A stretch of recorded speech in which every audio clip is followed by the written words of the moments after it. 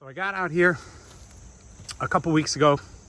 I cut the trunk off the stump there, and you can see how high this goes up there. That's probably 15 feet. It's a big dirt clump.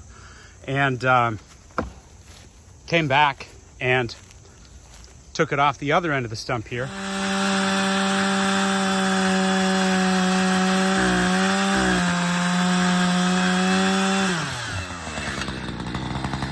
This is a 2-century plus old white oak, and you can see, you look at all that wind checking right there. It fell in a windstorm. As you can see, it's kind of on a hill and an embankment, and found out that my chainsaw is about 1.5 inches, maybe 2 inches too short to mill through that. You can see I took a stab at it the other day, and I had so many problems. My bar just wasn't long enough, but I kind of made it through the top end. It was about 1 inch of bark and kind of messed it up. But I was gonna fix all that now and can't get through. So I'm gonna have to order a longer chain and a longer bar, and we'll tackle this the next time. But while I'm here, I figured I might as well limit up a bit. So that's what we'll do.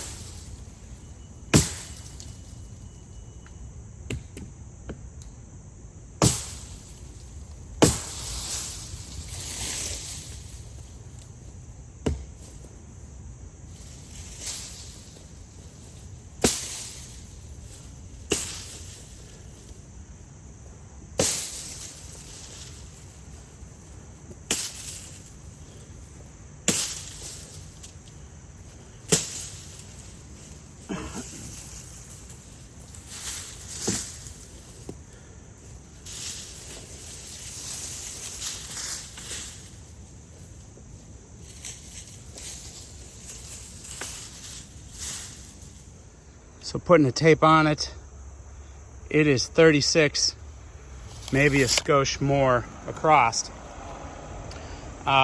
which means I'm gonna need a 40-inch bar. This is a 36-inch bar, and you know, you lose a couple inches back here, and then you lose a couple inches for the sprocket on the front. So out of 36, I might get 30 inches of cut. And Yeah, and I'm pretty much maxed out at 30 inches here where I was trying to go. Okay, so I've got the Holzfforma G660 here, 36-inch bar, 90cc chainsaw, bolt for bolt, thread for thread copy of the MS-660, which is no longer manufactured by Steel. I have a ripping chain on here. Nothing about the chain's new. I did sharpen it this morning, but I got some white oak here, and I want to show you how this thing bucks. So we've got 14.5 on the limb here.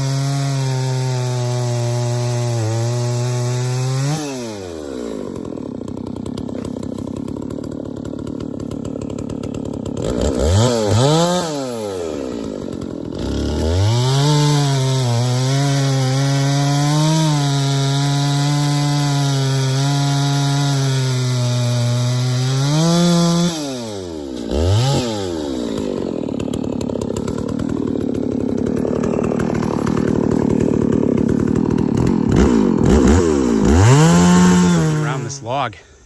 It's like being on a ship in the Arctic. You can hear it just popping like icebergs. There's all that tension in the trunk.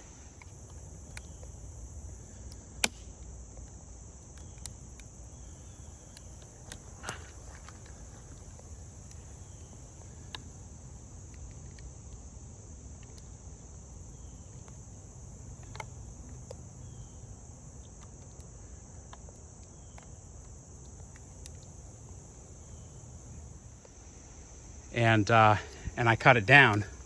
I was worried it was going to shift a whole lot when I cut it down, but there's a branch, if you can see there, stuck just clear down into the ground, and that's got it stabilized more or less. But this check right here, this check has opened up quite a bit. There's an insane amount of tension in that log, incredible amount of tension, and so it's just popping all the way up, and we'll see where it settles. I might take a measurement and see if it spreads by the next time I'm here.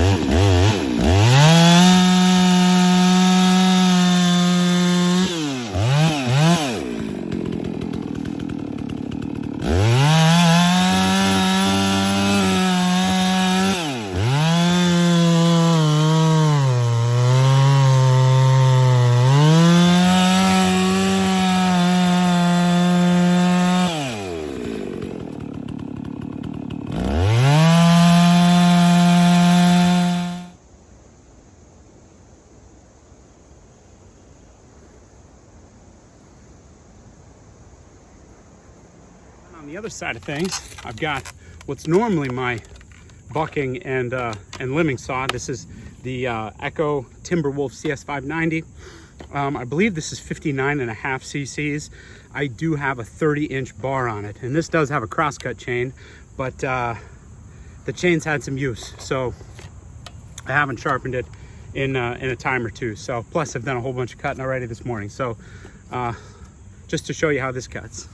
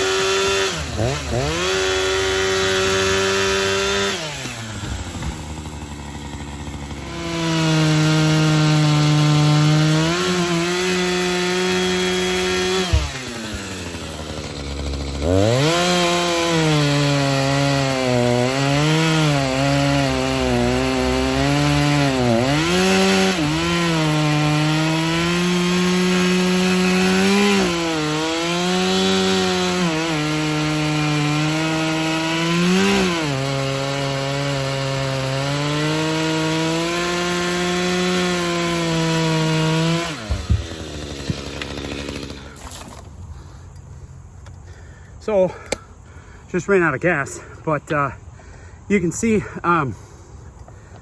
this little 60cc chainsaw pulls a 30-inch bar just fine.